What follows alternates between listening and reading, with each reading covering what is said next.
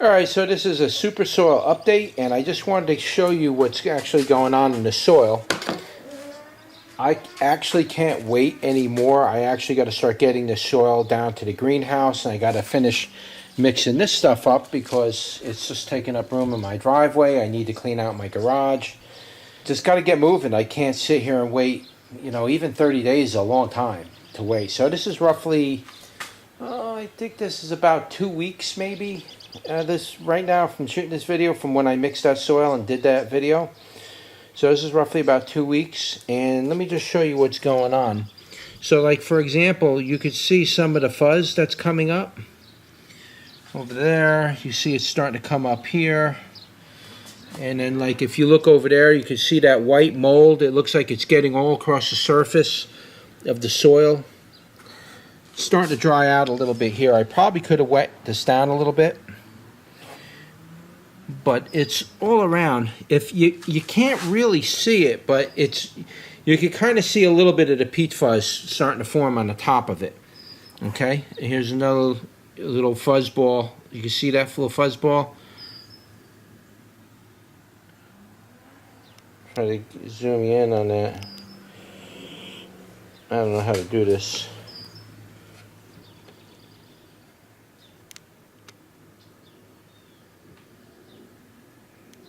Without it going all blurry on me. This camera's shot.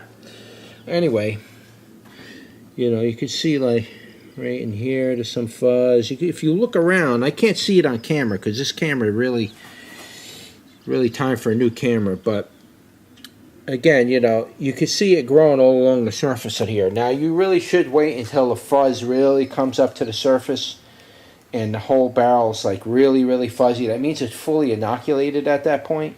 Though this isn't fully inoculated, pretty comfortable with it, good enough for me to start filling pots and start my next mix. And I have a couple of beds.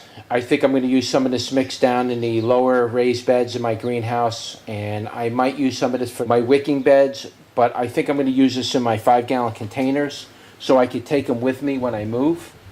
I really don't want to plant too much this year because I'm probably going to sell a house by the end of the year, or by the end of the summer rather. So I really need to get this stuff in barrels so I can move it when I move. But yeah, I just wanted to give you an update on the soil and what's going on with it. And it's basically fully inoculated, so I'm probably not going to wait with the next inoculation because my seed trays over here are starting to get, you know, they're starting to get pretty big. Not ready for transplant, but it's best to transplant when your tomato plants get out the first set of leaves or second set of leaves. If you can get them out by the second set of leaves for tomatoes, that's probably best because there's almost no shock to the plant. It will literally grow right into that pail and go right into the routine. So they're like a week out, maybe 2 weeks out. And the peppers are actually longer out. They're probably about a month away from transplant. So, but the tomatoes can begin to go into those pails and other parts of the greenhouse. So we're getting ready for that.